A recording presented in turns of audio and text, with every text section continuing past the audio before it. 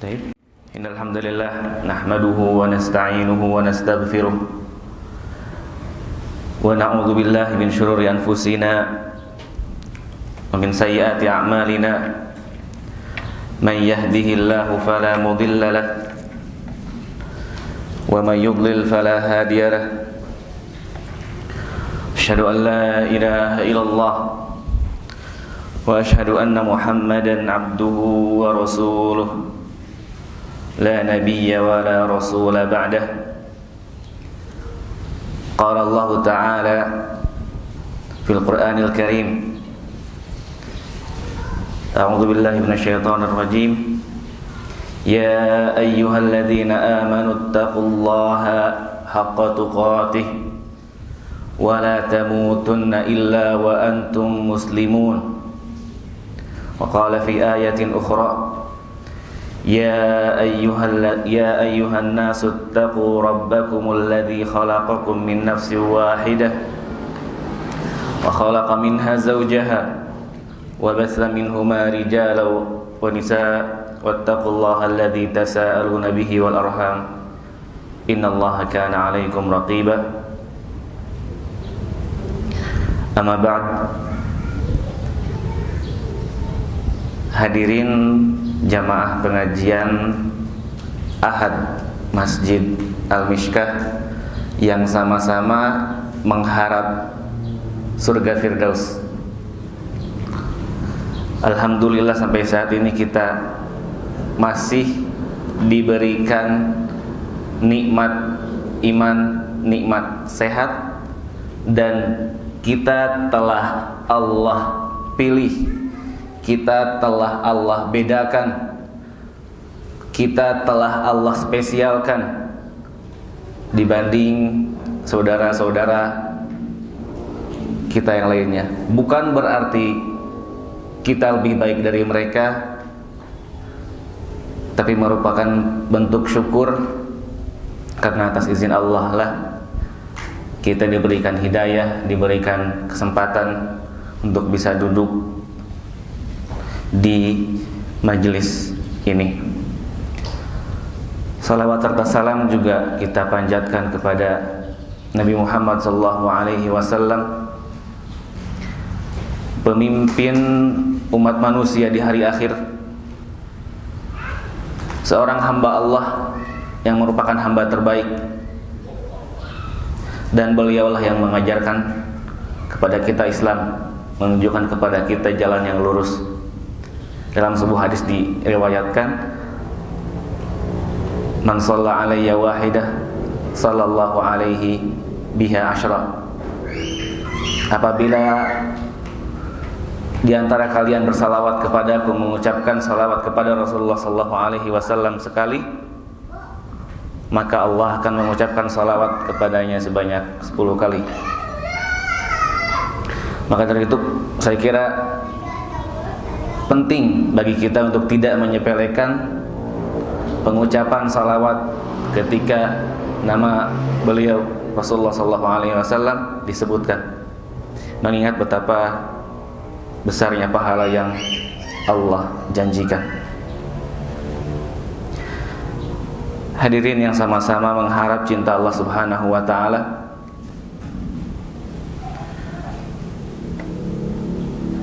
di dalam urusan dunia segala sesuatu tentunya memiliki tujuan agar menjadi baik, menjadi beraturan, dan menjadi terfokus. Itu dalam urusan dunia. Maka terlebih lagi begitu juga dalam urusan akhirat, urusan yang abadi. Allah Subhanahu wa Ta'ala berfirman di dalam kitabnya, wa ma khalaqtul jinna wal insa illa liya'budun. Tidaklah aku, kata Allah, ciptakan jin dan manusia kecuali untuk beribadah. Sering kita dengar ayat ini berulang kali, setiap pekan, bahkan mungkin setiap hari. Tidaklah aku ciptakan jin dan manusia kecuali untuk beribadah.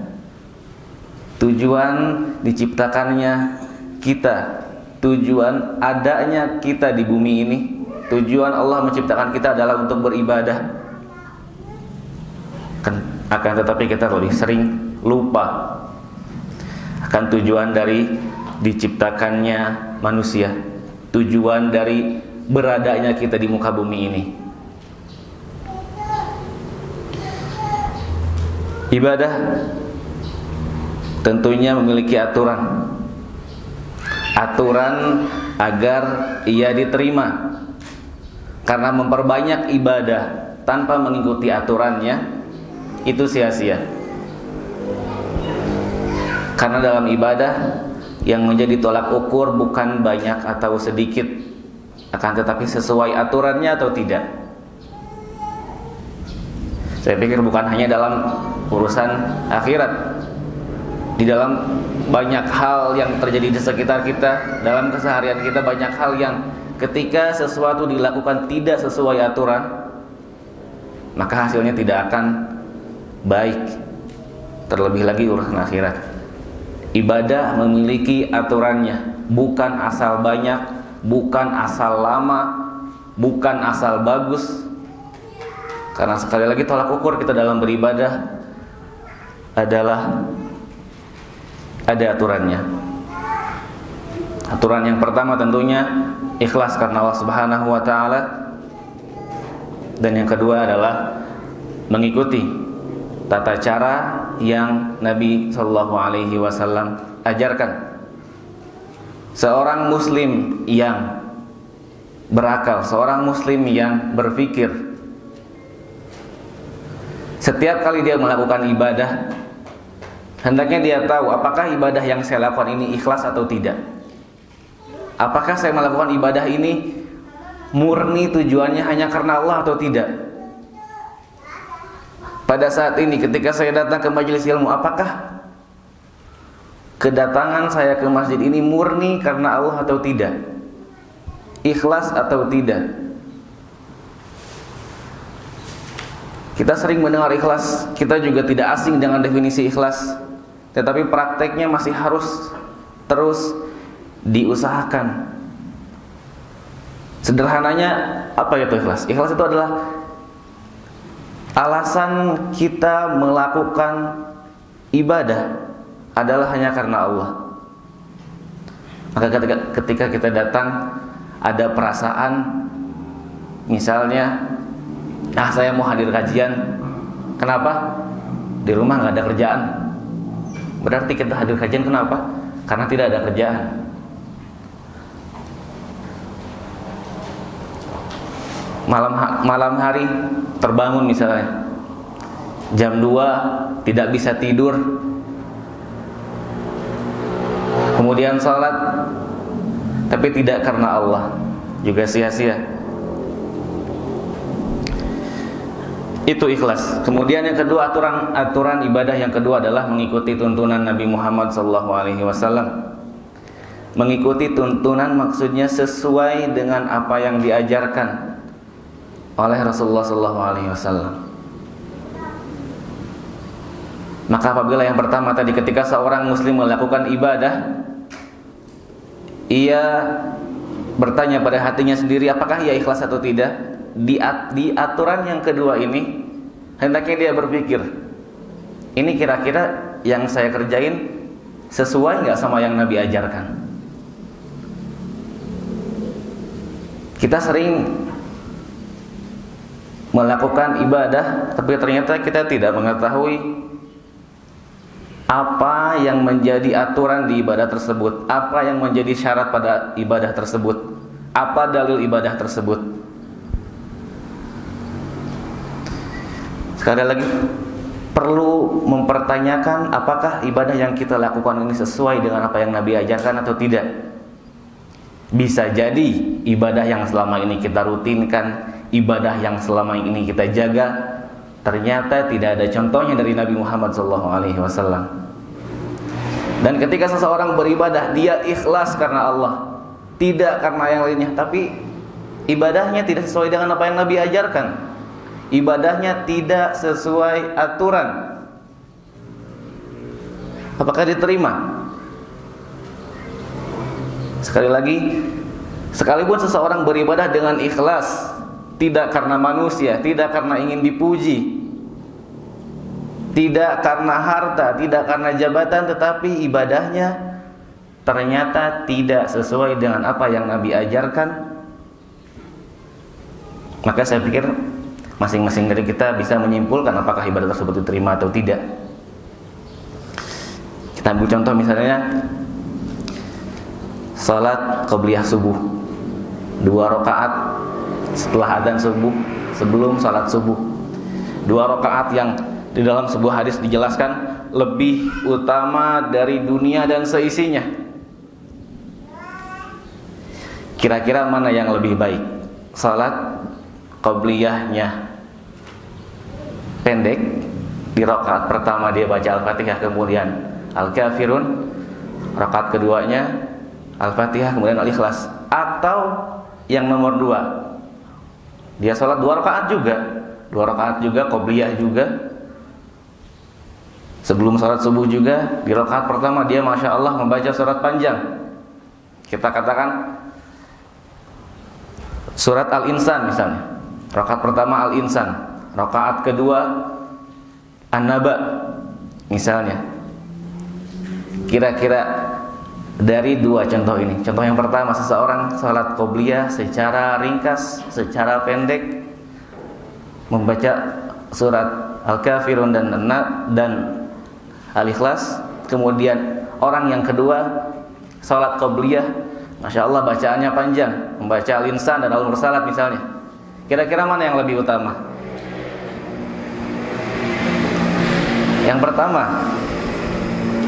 Ternyata yang lebih utama adalah orang yang membaca Al-Fatihah kemudian Al-Kafirun, dan di rakaat kedua membaca Al-Fatihah kemudian Al-Ikhlas. Kenapa? Sedangkan di dalam banyak ayat dijelaskan bahwasannya membaca Al-Quran itu 1 hurufnya bernilai 10 pahala. Berarti semakin banyak baca Quran semakin banyak pahala. Di dalam ayat lainnya Rasulullah SAW ketika sholat malam berdiri lama sampai kakinya bengkak. Berarti sholat yang lama itu mulia. Betul, sholat lama itu mulia. Akan tetapi ketika ada contoh yang menjelaskan bahwasannya sholat yang ringkas lebih mulia, maka itu yang kita lakukan. Bukan karena kita tidak ingin sholat lama, bukan karena kita tidak hafal Al-Quran misalnya, tetapi kenapa kita sholat 2 rakaat ini pendek? Kenapa kita sholat 2 rakaat ini ringkas, hanya membaca Quran surat Al-Kafirun dan Al-Ikhlas? Kenapa? Karena Rasulullah SAW mengajarkannya demikian, mengajarkannya sholat qobliyah secara sederhana. Sekali lagi, karena dalam ibadah tolak ukurnya bukan seberapa lama, bukan seberapa banyak, tetapi seberapa ikhlas dan seberapa cocoknya apa yang kita kerjakan dengan apa yang Rasulullah SAW ajarkan. Perihal ikhlas, masing-masing kita bisa mengetahui diri sendiri apakah kita ikhlas atau tidak. Akan tetapi perihal nomor 2 ini, perihal ittiba, perihal sesuainya ibadah kita dengan Nabi, kita tidak bisa mengetahuinya kecuali dengan mencari ilmu. Kita tidak bisa mengetahui apakah ibadah kita sesuai atau tidak dengan yang Nabi ajarkan kecuali dengan membaca buku, dengan mengikuti kajian, dengan mendengarkan kajian. Sekali lagi, ikhlas kita bisa usahakan diri kita sendiri. Kita tahu kondisi kita ikhlas atau tidak. Tetapi bab ittiba, bab mengikuti aturan, mengikuti ajaran Rasulullah SAW, perlu belajar kepada yang lebih tahu, perlu membaca buku lebih banyak, perlu mengikuti kajian-kajian, supaya ibadah kita sesuai aturan dan ibadah kita diterima oleh Allah Subhanahu wa taala. Hadirin jamaah pengajian Ahad Masjid Al-Mishkah yang sama-sama berharap agar dikumpulkan bersama Rasulullah SAW di surga Allah. Setelah kita mengetahui bahwasannya tujuan kita di dunia adalah untuk beribadah dan ibadah memiliki aturannya, pada kesempatan kali ini saya ingin mencoba berdiskusi, mungkin tepatnya bukan mengisi kajian. Lebih tepatnya mungkin berdiskusi, karena nanti di mana ada salah dari saya pribadi bisa dikoreksi di akhir setelah selesai. Kita akan coba berdiskusi tentang aturan ibadah yang pertama, tentang keikhlasan. Ikhlas, definisi ikhlas, saya yakin masing-masing kita sudah tahu. Apa itu ikhlas itu sudah tahu. Tapi tidak apa-apa, kita coba ulang salah satu definisi yang dijelaskan oleh salah seorang ulama, bahwasanya ikhlas adalah memurnikan tujuan ibadah hanya untuk Allah. Memurnikan tujuan ibadah hanya untuk Allah. Memurnikan, arti murni itu berarti tidak ada campuran hal lainnya sama sekali.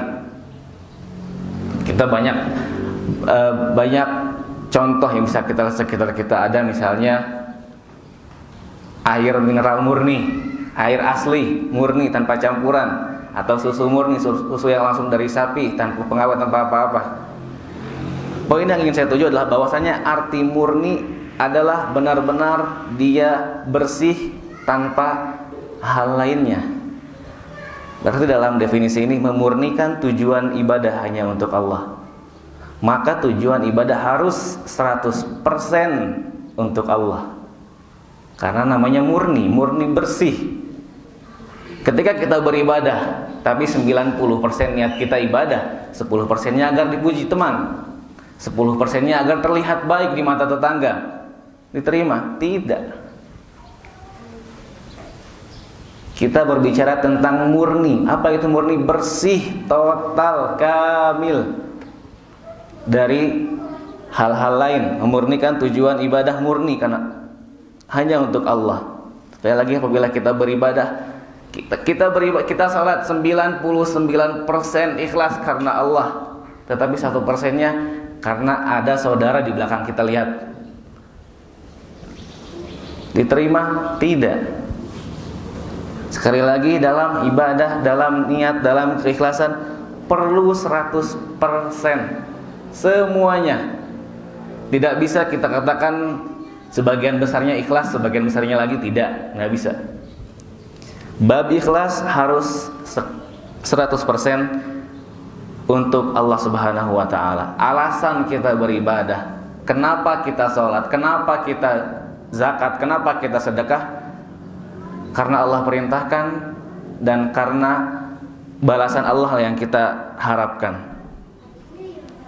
Dalam ayat Al-Quran, saya yakin semua dari kita menghafalnya, Allah Subhanahu wa ta'ala berfirman, "Wa ma umiru illa liya'budullaha mukhlisin lahuddin."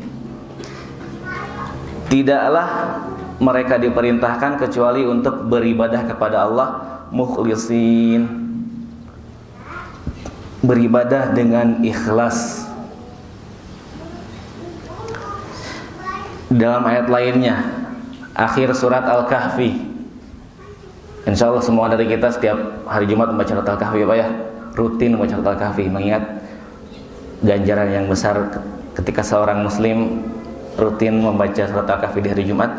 Di akhir ayat surat Al-Kahfi ada potongan ayat, "Faman kana yarju liqa'a rabbih", maka barang siapa yang berharap, yang ingin bertemu dengan Rabb-nya, bertemu dengan Rabb, bertemu dengan Allah Subhanahu wa ta'ala, itu adalah nikmat yang paling tinggi. Puncak kenikmatan adalah bertemu dengan Allah. Lebih nikmat daripada surga Firdaus, tentunya lebih nikmat daripada surga-surga lainnya, dan jelas jauh lebih nikmat daripada kenikmatan yang ada di dunia. Sekali lagi, puncak kenikmatan bagi seorang muslim adalah ketika dia bisa bertemu dengan Allah Subhanahu wa ta'ala. Kita ulang lagi yang tadi, "Faman kana yarju liqa'a rabbih", maka barang siapa yang ingin bertemu dengan Allah Subhanahu wa ta'ala, "Falyamal 'amalan shaliha", hendaklah dia beramal saleh. falyamal amalan salihah, beramal saleh, beribadah, wala yusyrik bi'ibadati rabbih ahada, dan tidak menyekutukan Allah dan tidak syirik kepada Allah. Di dalam hadis yang diriwayatkan dari Abi Hurairah radhiyallahu anhu qala Rasulullah sallallahu alaihi wasallam, Rasulullah sallallahu alaihi wasallam bersabda, hadis ini hadis qudsi. Hadis qudsi artinya hadis yang di situ Allah sebagai yang berbicara. Qala Allah tabaraka wa ta'ala, Allah tabaraka wa ta'ala berfirman, ana aghna syuraka'i 'anil syirk. Firman Allah, aku tidak butuh sekutu, aku tidak butuh asisten, aku tidak butuh pembantu, aku tidak butuh ada sekutu, ada teman. Man amila amalan asyraka fihi mimman ghairi, asyraka fihi ma'i ghairi, barang siapa beribadah, mengerjakan amalan, akan tetapi dalam ibadahnya tersebut dia memiliki tujuan lain selain untuk Allah, taraktuhu wa syirkahu, kata Allah, aku akan tinggalkan dia bersama orang yang dia tuju selain Allah. Maka misalnya kita beribadah dan tujuan kita karena Allah, juga karena mertua kita misalnya, atau juga karena saudara kita misalnya, atau juga karena yang lainnya, maka akan Allah tinggalkan kita dan Allah kumpulkan dengan orang yang kita tuju selain Allah. Dalam hadis lainnya Rasulullah sallallahu alaihi wasallam bersabda, inna akhwafu ma akhafu alaikum asyirkul asghar. Sesungguhnya hal yang paling aku takutkan atas kalian, atas umatnya. Rasulullah berbicara kepada para sahabat, akan tetapi kita sebagai para pengikut beliau juga termasuk dalam obrolan di hadis ini.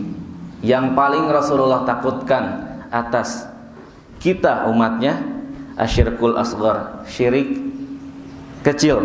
Qalu, para sahabat berkata, ya Rasulullah, ma syirkul asghar?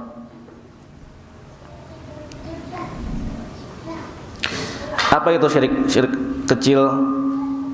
Riya.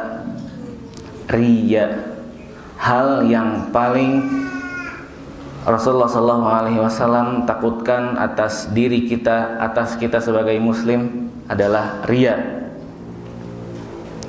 Innallaha yaqulu yauma tujazal ibadu bi a'malihim, di hari ketika semua hamba akan dibalas di hari akhir. Idhabu ilal ladzina kuntum tura'una bi a'malikum fid dunya. Allah akan berkata kepada orang-orang yang riya di dalam ibadahnya, pergi kalian, datangi orang-orang yang kalian tuju. Fanzuru hal tajiduna indahum jaza. Orang-orang yang kalian harapkan pujiannya, orang-orang yang kalian harapkan kepuasan mereka karena riya, datangi mereka, lihat apakah kalian dapat sesuatu dari mereka? Tidak. Maksudnya adalah menekankan pentingnya ikhlas dan tidak menyekutukan Allah, ikhlas dan tidak riya. Dalam hadis lainnya, para sahabat sedang mengobrol, nongkrong, ngomongin Dajjal. Lihat bagaimana para sahabat dulu nongkrongnya aja ngomongin bermanfaat. Jadi para sahabat, bisa kita bayangkan para sahabat sedang membicarakan tentang Masih Dajjal, sedang saling menasihati di antara mereka. Kemudian Rasulullah lewat dan bertanya, apakah kalian tahu apa yang lebih aku takutkan atas umatku daripada fitnah Dajjal? Jadi ada hal yang lebih berbahaya dari fitnah Dajjal. Dajjal yang datang di akhir zaman nanti, yang bisa menghidupkan orang mati, dan tanah-tanah yang dilewatinya akan subur, dan berbagai macam fitnah lainnya. Ternyata ada yang lebih hebat dari fitnah Dajjal. Kata para sahabat, apa ya Rasulullah yang lebih berbahaya, yang lebih hebat dari fitnah Dajjal? adalah riya. Riya lebih berbahaya dari fitnah Dajjal. Kenapa? Bisa kita pahami. Dajjal itu datangnya hanya di akhir zaman, sedangkan riya datangnya setiap saat. Riya datang setiap saat. Sekali lagi, salah satu poin yang bisa kita pahami kenapa riya bisa lebih berbahaya dari fitnah Dajjal. Dajjal datangnya di akhir zaman, sedangkan riya itu datang setiap saat. Bisa saja seorang di awal ibadahnya ikhlas, ketika pertengahan sholat misalnya, kita ambil contoh, datang ke masjid pukul 8, setengah 9 pagi mungkin, dari rumahnya ikhlas mau sholat duha di masjid, sampai masjid rakaat pertama ikhlas karena Allah. Masuk rakaat kedua, dia tahu ada orang masuk, bosnya misalnya, tetangganya misalnya, atau siapa saja, berubah niatnya. Dia di rakaat pertamanya ikhlas, datang ke masjidnya ikhlas. Dalam satu ibadah saja, mungkin bagi seorang hamba untuk memulai ibadah dengan ikhlas, tetapi di akhirnya tidak ikhlas.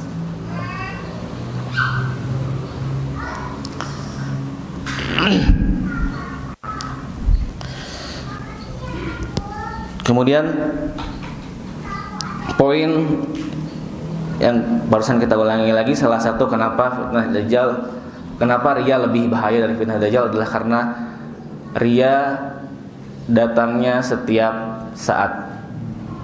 Poin kedua yang bisa kita pahami kenapa riya lebih berbahaya dari fitnah Dajjal adalah fitnah Dajjal nanti di hari akhir, orang-orang saleh insyaallah bisa dipastikan selamat dari fitnah Dajjal. Orang-orang saleh selamat dari fitnah Dajjal, insyaallah bisa dipastikan demikian berdasarkan hadis-hadis yang telah banyak diriwayatkan, termasuk yang tadi kita sempat singgung, membaca surat Al-Kahfi di hari Jumat. Sekali lagi, orang-orang saleh bisa selamat dari fitnah Dajjal. Akan tetapi apakah semua orang saleh selamat dari riya? Belum tentu. Riya itu penyakit orang saleh. Tidak ada ahlul maksiat yang riya, nggak ada. Ada orang misalnya sering bermaksiat, sering minum minuman keras dan maksiat lainnya, ada yang riya? Tidak. Riya itu penyakitnya orang saleh. Seolah-olah setan mengatakan, oke, saya menyerah menggoda Anda dalam melakukan maksiat, silakan Anda ibadah. Tetapi setan menggoda dia dalam hal keikhlasan.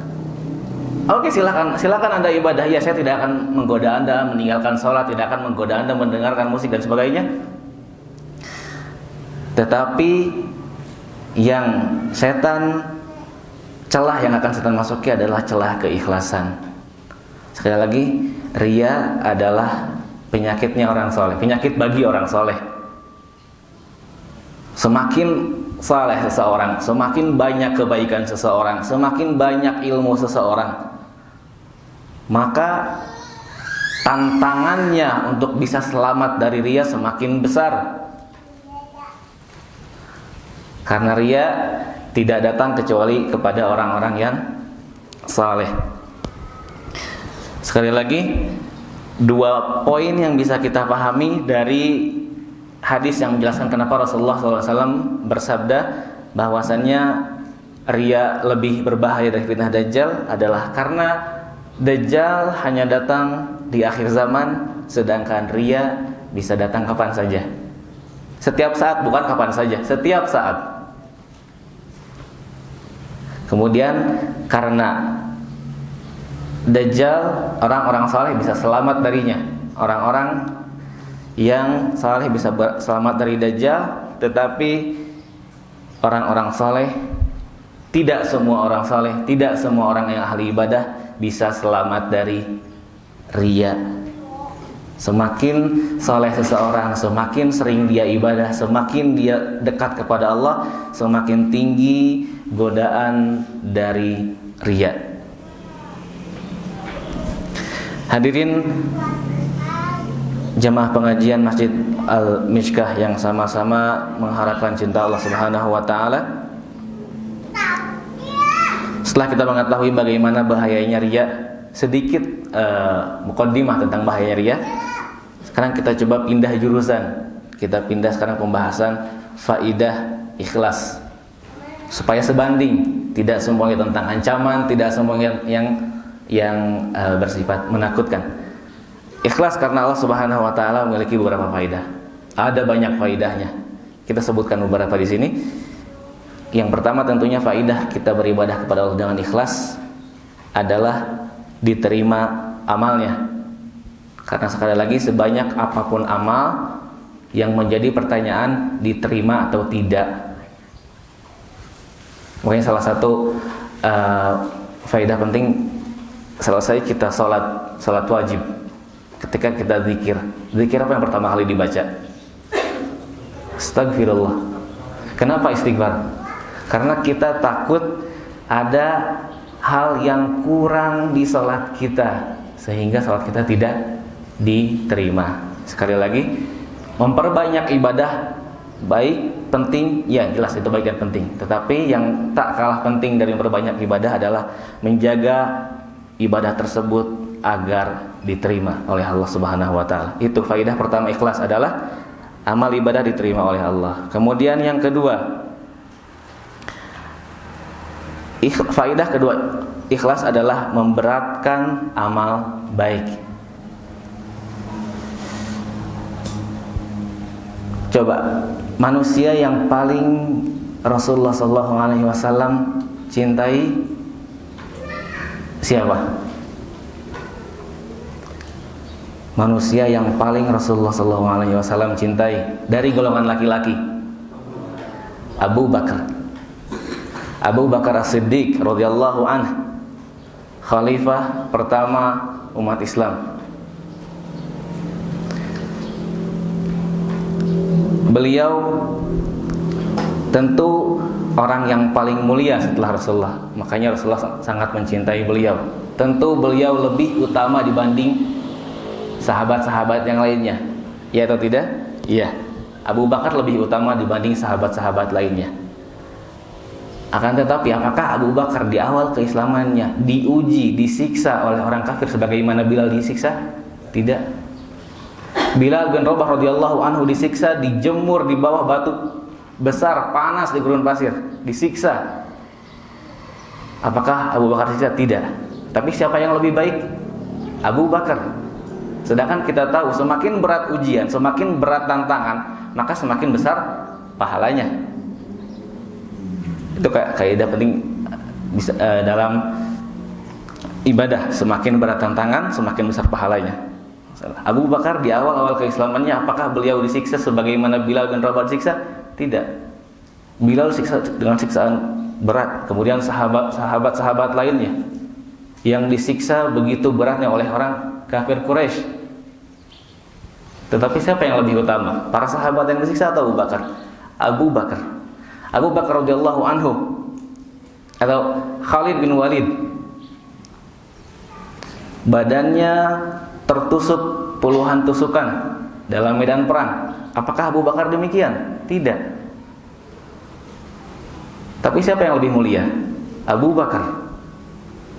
Umar radhiyallahu anhu wafat ditusuk ketika salat.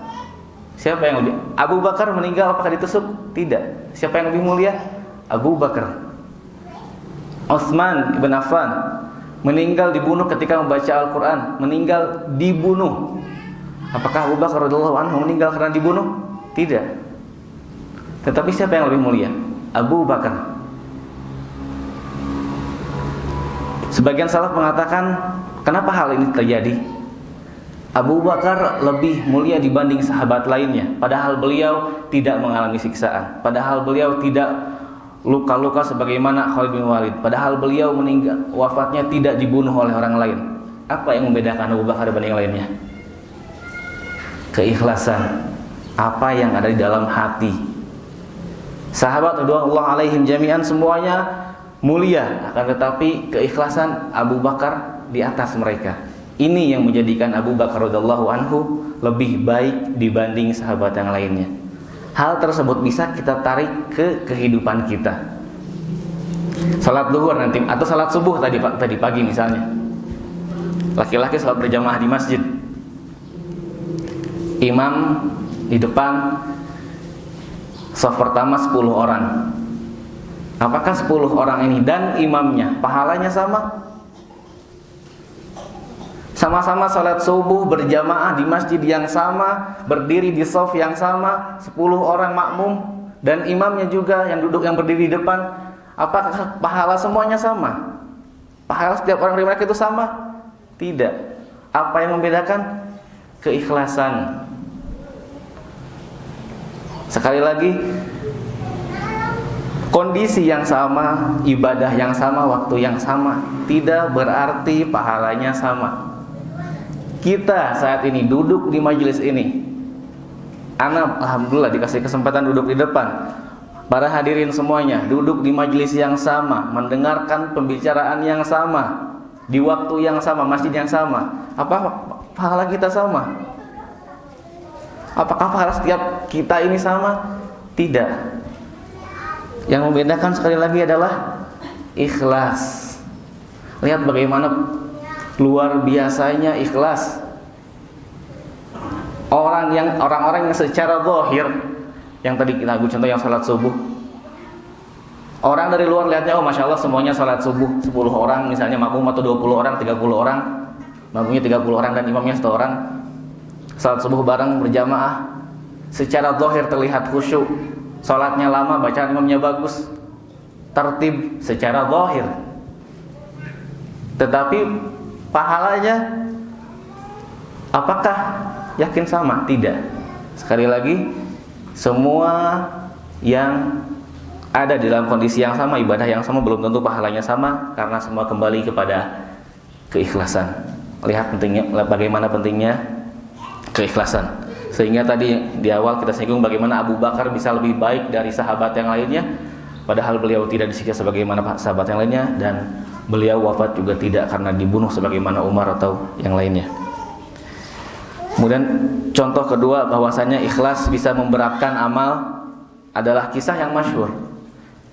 Kisah tentang seorang pezina yang memberi minum anjing. Melihat anjing kehausan, ia beri minum anjing tersebut. Kemudian dosanya Allah ampuni. Ketika seseorang ikhlas dan diterima oleh Allah, itu bisa menghapuskan semua kesalahannya.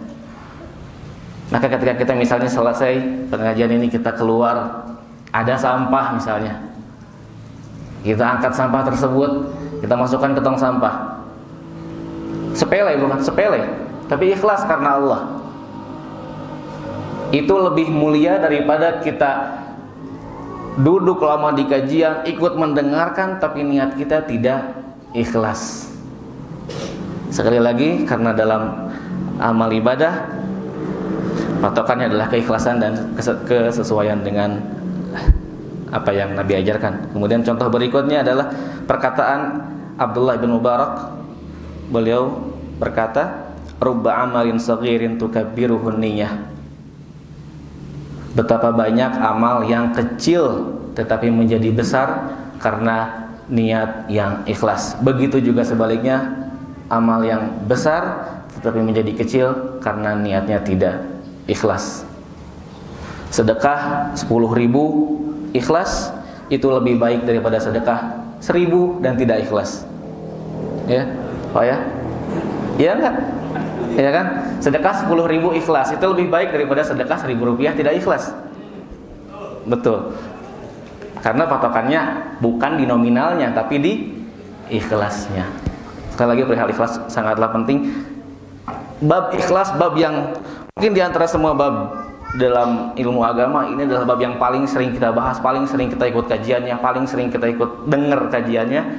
Tapi memang perlu terus diulang supaya kita bisa terus menjaga keikhlasan.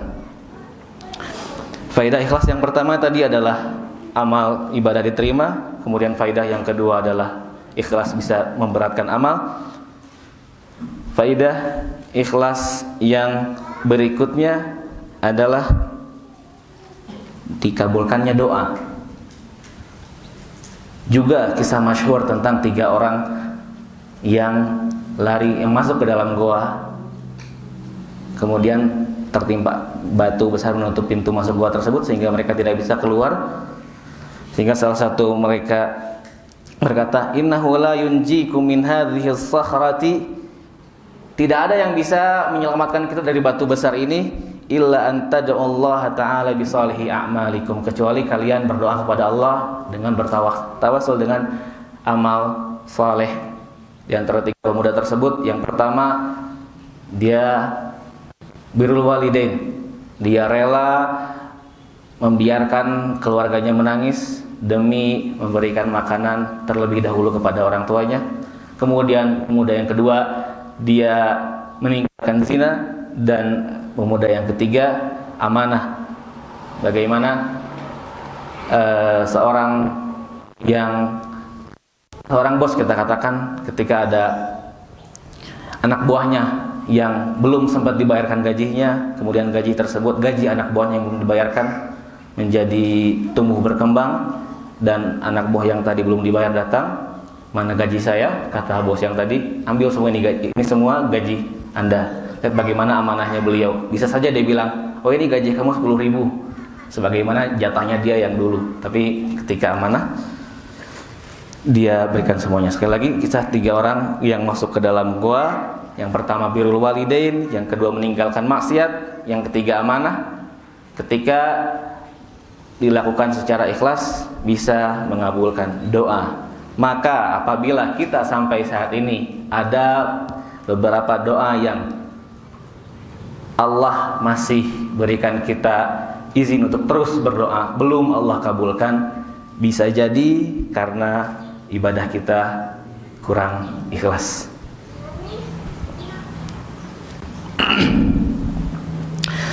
Hadirin jamaah Masjid Al-Mishkah yang sama-sama mengharap ridha Allah Subhanahu wa taala.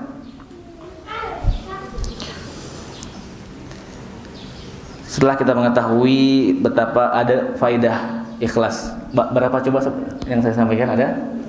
Ada 3. Satu lagi terakhir. Faidah ikhlas yang nomor 4 adalah istiqomah. Istiqomah dalam beribadah. Karena ketika seseorang beribadah dengan ikhlas, ia akan istiqomah dalam ibadahnya. Kenapa demikian? Karena dia tidak peduli ada orang atau tidak, dia tidak peduli diperhatiin sama orang lain atau enggak. Dia ikhlas karena Allah. Beribadah terus-terusan. Maka apabila kita sholat 5 waktu di masjid masih bolong-bolong, atau misalnya selesai sholat fardu berjamaah, masih banyak orang, kita sholat sunnah. Tapi misalnya udah nggak ada orang, kita nggak sholat sunnah. Banyak yang begitu? Banyak. Bisa jadi kita sendiri yang demikian. Sekali lagi, contoh yang barusan yang sering terjadi, ketika selesai sholat fardu masih banyak orang, kita sholat sunnah. Tapi orang yang nggak ada orang, kita langsung pulang. Misalnya sholat duhurnya telat, jam 1 baru ke masjid, dia sendirian di masjid, sholat duhur sendirian. Nah, selesai sholat sunnah atau enggak? Banyak yang enggak. Kenapa enggak? Enggak ada orang, enggak ada yang lihat. Ya, sekali lagi, ketika seseorang bisa beribadah dengan ikhlas, maka ia akan istiqomah, karena bukan manusia jadi alasan dia beribadah, akan tetapi karena Allah. Maka apabila kita sampai saat ini masih memperhatikan banyak atau tidaknya orang di masjid supaya kita salat sunnah ba'diyah, itu perlu kita perbaiki niat kita. Dan ikhlas tentunya ada penyakitnya. Penyakit ikhlas yang menjadi judul pada pembahasan kali ini ada riya dan sum'ah. Riya dan sum'ah ini 11-12. Intinya sama-sama ingin dilihat dan didengar orang. Dan satu lagi bisa ditambahkan dan ujub. Jadi kalau kita mengikuti judul materi kali ini cuma riya dan sum'ah, bisa ditambahkan dengan ujub. Ini diantara 3 penyakit hati Ria ingin dilihat oleh manusia, sum'ah ingin didengar oleh manusia, dan ujub bangga diri. Ini bisa kita bagi dua. Bagian yang pertama adalah menyekutukan Allah, syirik kepada Allah dengan orang lain, yaitu ria dan sum'ah. Ia menyekutukan Allah dengan orang lain. Namanya bisa jadi ria atau sum'ah, didengar atau dilihat. Dan bagian yang kedua adalah menyekutukan Allah dengan diri sendiri, yaitu ujub. Dia merasa bahwasannya yang atas kehendak dia sendiri, atas kemampuan dia sendiri, dia bisa sholat, dia bisa datang ke majelis ilmu. Maka ketika seorang muslim misalnya bangun di malam hari, ada dua orang muslim, kita ambil contoh demikian. Yang satu bangun di malam hari, sholat malam 11 rakaat, 23 rakaat, banyak sholat malam yang panjang. Tapi di pagi harinya dia merasa bangga. Oh, alhamdulillah tadi malam sudah sholat tahajud nih, lama lagi, bacaannya bagus. Atau satu lagi, seorang muslim yang ketiduran. Sebelum tidurnya dia niat ingin sholat malam, tapi ternyata ketiduran karena lelah, mungkin bekerja atau hari sebelumnya. Dia ketiduran, dia tidak sholat, tetapi di pagi harinya dia menyesal. Dia menyesal, kenapa saya nggak bangun tadi malam. Maka orang yang menyesal ini, dia nggak sholat tahajud tapi menyesal tidak sholat tahajud, itu lebih baik daripada orang yang tahajud tapi pagi harinya dia merasa bangga, dia merasa bahwasanya dia tahajud atas kemampuan dia sendiri, atas kemampuan dia sendiri dan kehendak dia sendiri. Itu ujub. Dan memang sudah menjadi sifat dasar manusia adalah suka dipuji, senang dipuji, senang disebut-sebut baik sama orang lain. Bahkan Syekh Muhammad Ibn Utsaimin rahimahullah mengatakan bahwasannya keinginan seorang manusia untuk dipuji itu sama dengan keinginan seorang manusia untuk makan ketika lapar. Manusia ketika lapar ingin makan. Nah, begitu juga manusia dengan pujian. Memang sudah sifat dasarnya manusia itu suka dipuji, senang diomongin orang kebaikan. Tapi hal tersebut ternyata adalah hal yang Allah berikan kepada kita supaya kita bisa lebih bersungguh-sungguh dalam ibadah dan menjaga keikhlasan.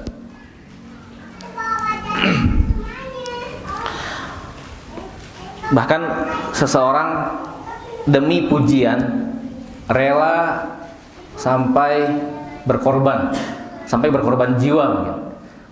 Dalam hadis yang menjelaskan tentang tiga orang di antara tiga orang yang pertama-tama masuk neraka. Mungkin sebagian di antara kita tidak asing dengan hadis tersebut. Orang yang pertama adalah orang yang berjihad di jalan Allah, dia meninggal di jalan Allah. Tetapi kata Allah, kadzabta. Lihat bagaimana seseorang rela mengorbankan jiwanya. Kita sering baca hadis ini, teman, kita kadang kurang memahami. Hadis ini dalam hadis tersebut dikatakan seseorang berjihad di jalan Allah hingga meninggal sampai wafat, sampai secara zahir orang-orang menganggapnya mati syahid, tetapi ketika sampai di akhirat apa kata Allah? Kadzabta, bohong, diseret ke neraka. Bagaimana seorang rela berkorban jiwanya untuk keterkenalan. Maka patokan kebaikan itu bukan terkenal atau tidak, bukan banyaknya yang muji atau tidak. Karena kebaikan dalam arti ibadah, patokannya adalah tadi ikhlas dan mengikuti sesuai tuntunan dari Nabi Muhammad SAW.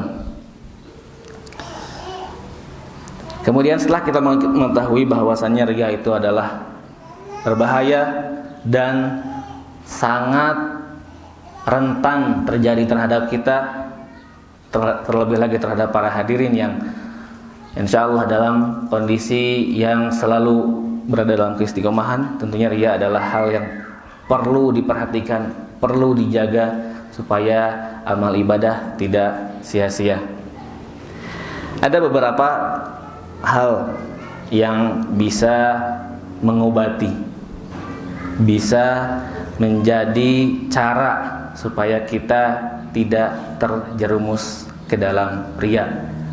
Karena sekali lagi sia-sia kita telah beribadah banyak, telah beribadah lelah, telah beribadah berkorban banyak hal, tapi ternyata kita tidak beribadah kecuali hanya karena riya.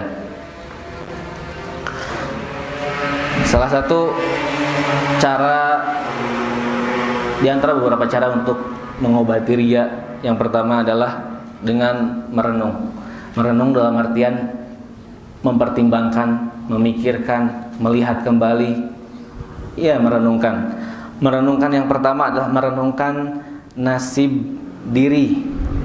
Ketika seseorang riya, maka hidupnya di dunia tidak akan bahagia kecuali dipuji orang lain. Ketika seseorang riya, dia tidak akan hidup nyaman kecuali dia dipuji orang lain. Bikin status WhatsApp misalnya, bikin status WhatsApp nasihat status WhatsApp tentang misalnya puasa Senin Kamis. Atau jangan di WhatsApp, kalau di WhatsApp kan nggak ada like-nya ya. Di Instagram, akun dakwah posting tentang puasa Senin Kamis. Ternyata yang like-nya sedikit, nggak ada yang like, nggak ada yang komentar. Akhirnya dia jadi tidak bersemangat untuk menyebarkan kebaikan yang lainnya. Dia tidak senang ketika dia berbuat baik tapi nggak ada yang lihat, tuh nggak senang. Dia nggak senang ketika dia posting YouTuber misalnya atau apapun, ketika dia melakukan kebaikan dan tidak ada yang melihat, tidak ada yang mengomentar, tidak ada yang bilang wah masya Allah, atau tidak ada yang bilang coba sini minta izin share ya, atau dan semacamnya. Ketika dia melakukan hal positif tapi tidak ada yang melihat, dia kecewa. Itu perlu diperhatikan, jangan-jangan dia riya. Dan sekali lagi, orang yang riya hidupnya di dunia itu bergantung terhadap ada atau tidaknya pujian dari orang lain. Dan orang yang seperti itu tidak akan bahagia. Ya, contoh sederhana yang tadi, yang sering ya status WhatsApp kita update status kebaikan, tapi nggak ada yang minta di share, atau nggak ada yang minta, nggak ada yang komen, nggak ada yang bilang masya Allah. Jadi kecewa, nah itu berarti ada yang perlu diperbaiki. Sekali lagi, merenungkan bahwasannya orang yang riya nasibnya di dunia tidak akan bahagia kecuali tergantung dengan pujian orang lain. Dan salah seorang salaf mengatakan bahwasannya pujian manusia adalah tujuan yang tidak mungkin tercapai. Ridhon nas ghayatun la tudrak. Kita ini tidak mungkin bisa disukai semua orang. Kita ini tidak mungkin bisa dicintai semua orang.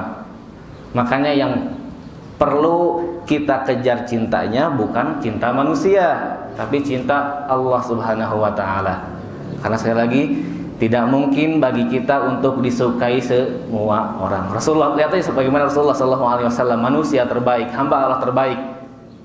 Tapi apakah ada orang yang hasad terhadap beliau? Ada. Orang yang tidak suka terhadap beliau? Ada. Makanya yang Rasulullah SAW cari bukan ridho manusia, tetapi ridho Allah Subhanahu wa taala. Begitu juga dengan kita sebagai umatnya, yang perlu kita usahakan, yang perlu kita cari adalah ridho Allah, adalah senangnya Allah, adalah pujian dari Allah, bukan dari manusia. Itu yang pertama, merenungkan nasib diri sendiri dan nasib seorang yang riya di dunia. Kemudian yang kedua adalah merenungkan nasibnya di akhirat. Di dunia saja hidupnya bergantung dengan pujian orang lain, menderita, apalagi di akhirat yang jelas-jelas dia telah melakukan kesyirikan terhadap Allah. Maka kembali ke hadis yang tadi, 3 orang pertama yang masuk neraka, yang pertama adalah Di dunianya berjihad, tetapi ternyata dia berjihad bukan karena Allah. Dia rela meninggal demi dipuji manusia. Dia rela mengorbankan jiwanya demi dipuji, demi terlihat sebagai orang yang syahid. Kemudian orang yang kedua adalah orang yang belajar, mencari ilmu, menjadi ustaz, menjadi guru. Akan tetapi tujuannya hanya untuk disebut ustaz. Atau belajar Al-Quran, suaranya bagus, hafalannya kuat, tapi tujuannya apa? Agar disebut qari. Sekali lagi perlu diperhatikan niat kita.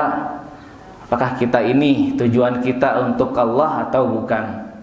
Karena banyak dua contoh tersebut menjelaskan bahwasanya hal yang mulia, jihad di dalam Islam itu mulia, tetapi ketika ia berjihad tapi tujuannya bukan karena Allah, hasilnya neraka. Begitu juga dengan orang yang belajar, dengan orang yang menjadi ustaz, menjadi guru, menjadi muallim, menjadi qari. Ketika ia tidak sesuai, tidak ikhlas karena Allah, maka tujuan hasil akhirnya adalah neraka. Dan orang yang ketiga adalah orang yang dermawan. Dia Masya Allah berikan nikmat berupa harta yang banyak. Sampai di hadisnya dikatakan tidak ada satu pintu sedekah pun kecuali saya masuki, istilahnya ada bantuan sosial bencana, donasi. Ada pembangunan masjid, donasi. Ada menjadi, istilahnya kalau sekarang itu menjadi wali yatim, ikutan donasi. Semua hal yang bersifat donasi dia ikutan. Tetapi tujuannya apa? Supaya bisa dibilang dermawan. Atau kalau kita lihat di TV-TV, atau supaya bisa terlihat orang lain, donasi sekian juta oleh Bapak Fulan. Yang banyak terlihat di TV, bukan berarti saya mendiskreditkan hal yang tersebut, akan tetapi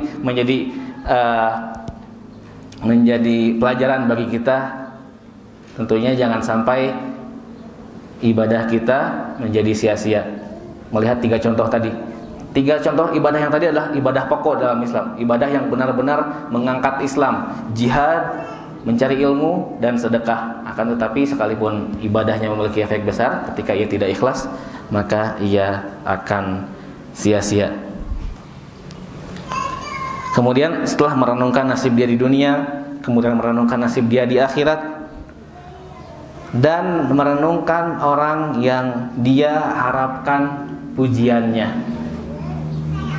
Siapa yang kita harapkan pujiannya? Manusia, orang tua kita, tetangga, mertua.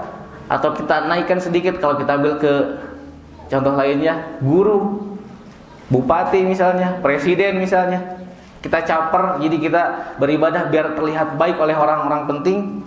Mereka yang kita harapkan kebaikannya. Mereka itu sama seperti kita, manusia, sama-sama akan diazab apabila memiliki kesalahan. Maka apa yang kita harapkan dari orang yang sejatinya sama seperti kita?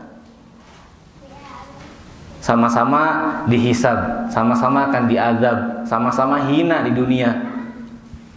Yang seperti itu yang kita harapkan pujiannya? Tidak.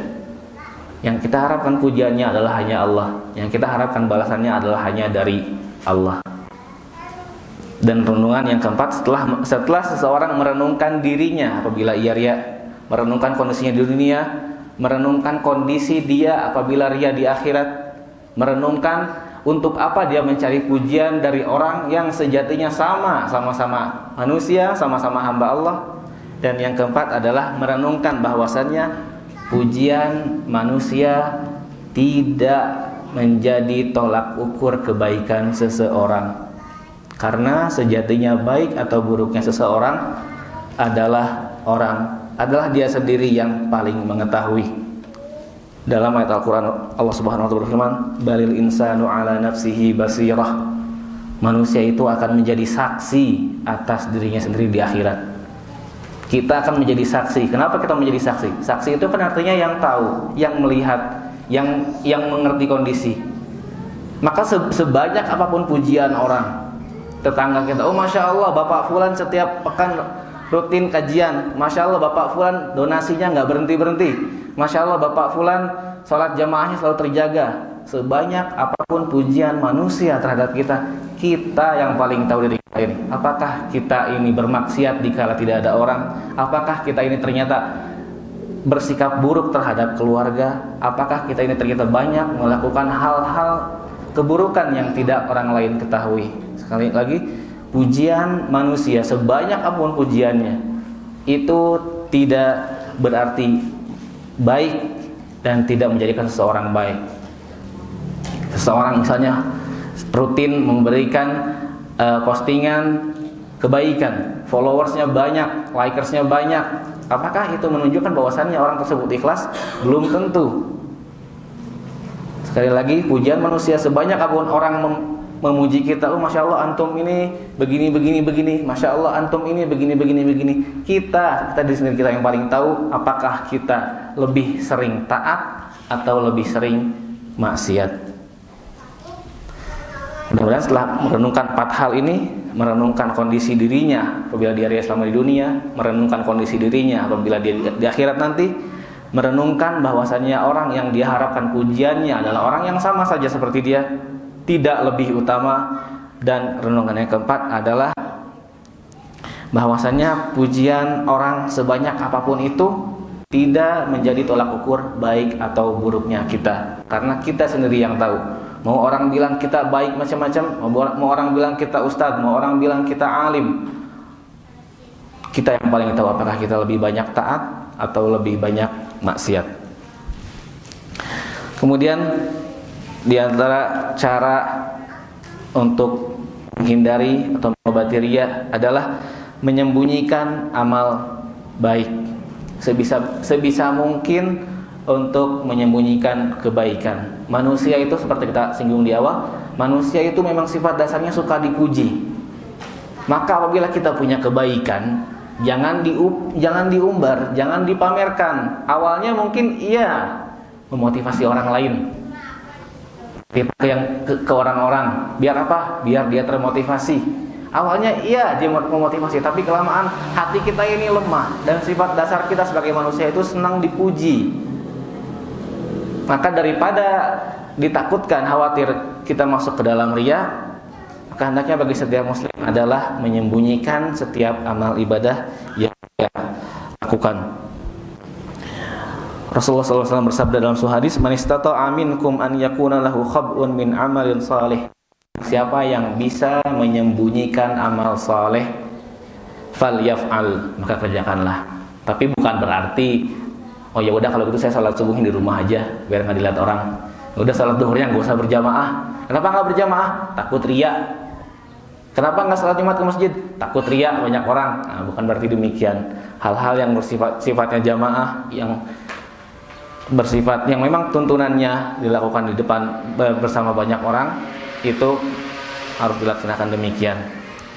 Makanya sekali lagi, patokan ibadah itu bukan dilakukan, aturan ibadah adalah sesuai dengan apa yang Nabi ajarkan, bukan dilakukan sendirian atau banyak, bukan, tapi patokannya ibadah ini Nabi ngajarinnya gimana, ibadah ini Nabi ngajarinnya berjamaah atau enggak.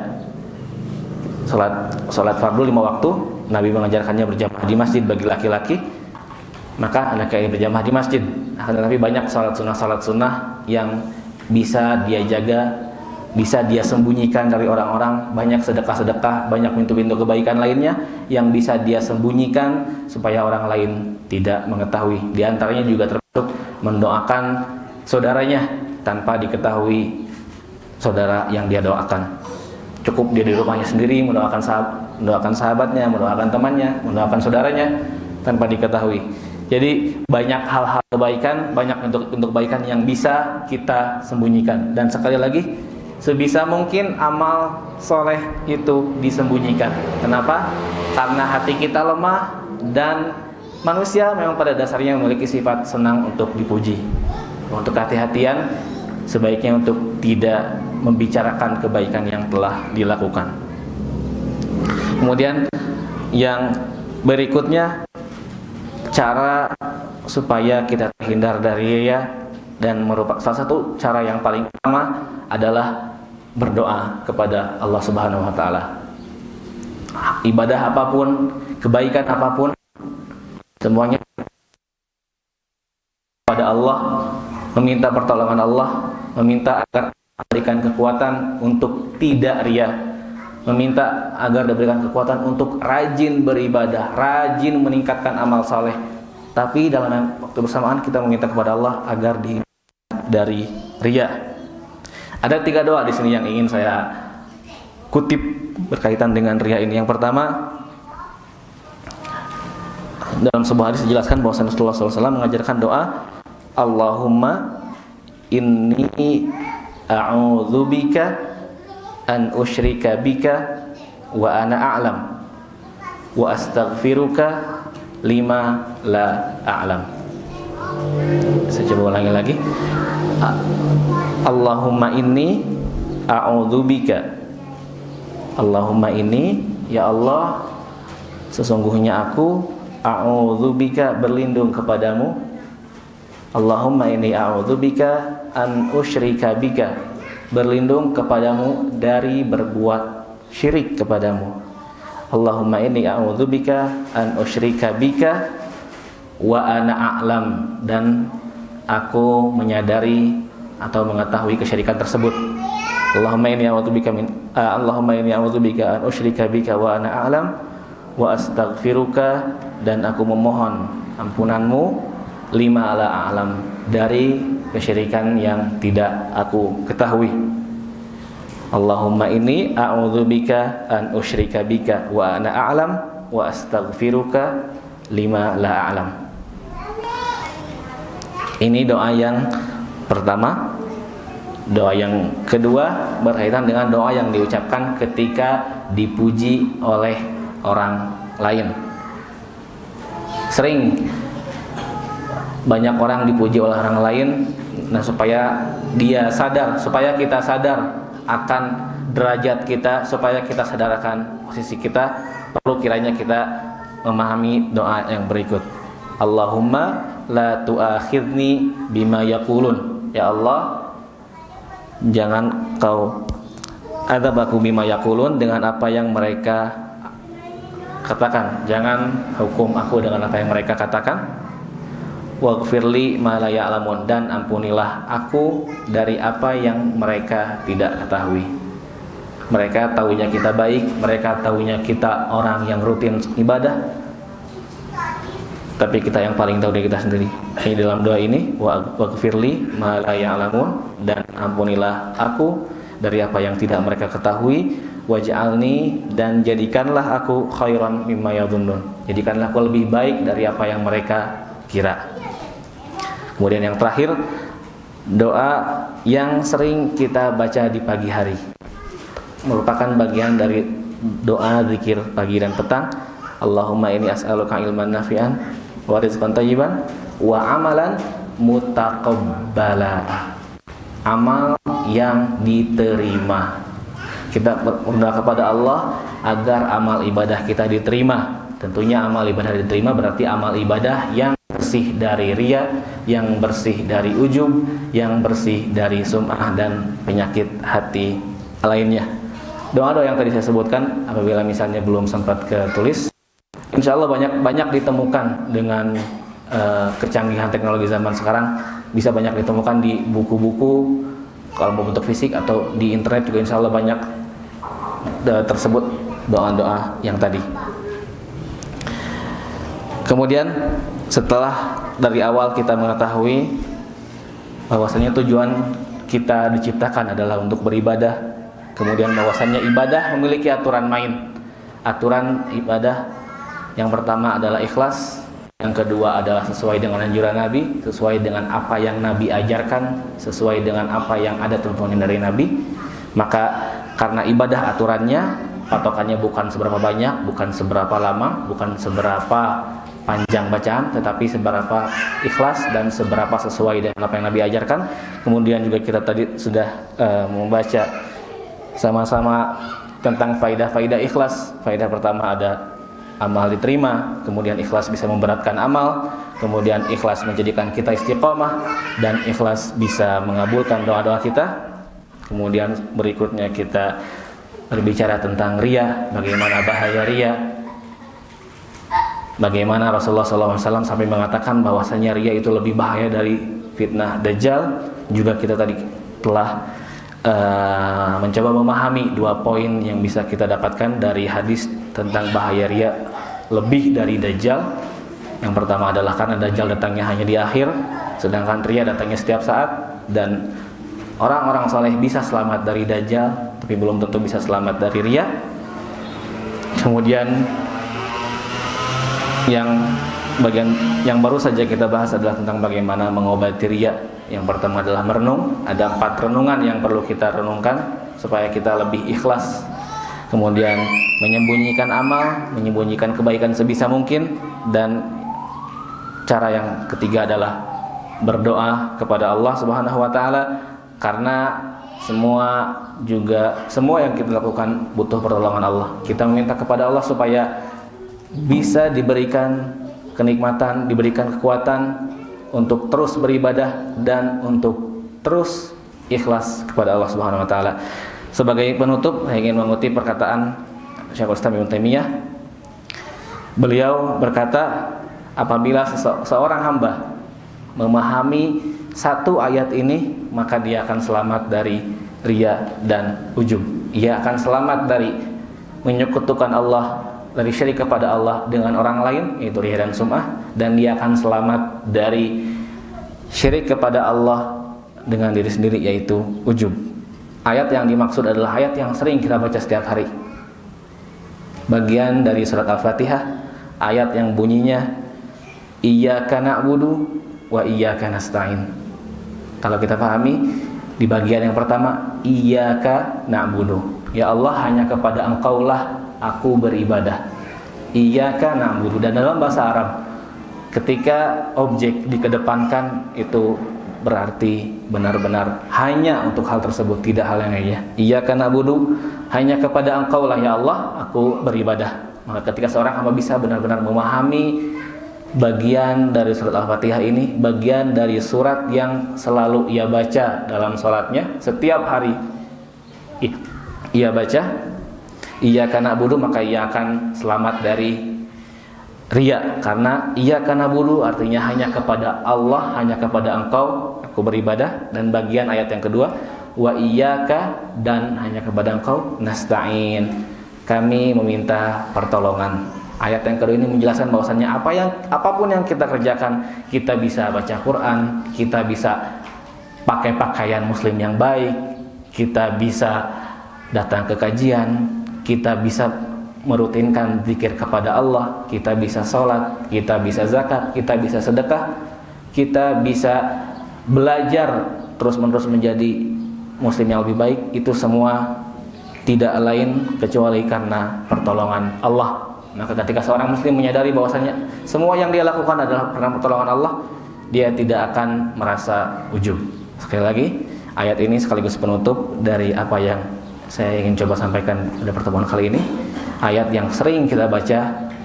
Mudah-mudahan setelah kita mengetahui hal ini, ketika kita membaca ayat tersebut di dalam salat kita, bisa menjadikan salat kita lebih khusyuk. Iyyaka na'budu, hanya kepada Engkau kami beribadah. Dia akan selamat dari riya. Wa iyyaka nasta'in, dan hanya kepada Engkaulah kami meminta bantuan. Dia akan selamat dari ujub. Hadirin jamaah pengajian Ahad Masjid Al-Mishkat yang sama-sama mengharapkan surga Firdaus. Mudah-mudahan apa yang kita pelajari, apa yang kita bahas, apa yang sama-sama kita baca, apa yang sama-sama kita tulis pada hari ini menjadi pengingat bagi kita dan bermanfaat bagi kita, menjadikan kita hamba yang lebih rajin beribadah. Dengan kita di awal mengatakan bahwasanya riya adalah penyakit bagi orang soleh, tidak membuat kita menjadi lemah, menjadi malas beribadah, tetapi justru lebih rajin beribadah dan lebih rajin untuk menjaga keikhlasan. Karena sekali lagi, ikhlas itu adalah hal yang sering kita dengar, sering kita bahas, tetapi prakteknya kita masih harus sering latihan setiap hari dan dalam setiap ibadah kita.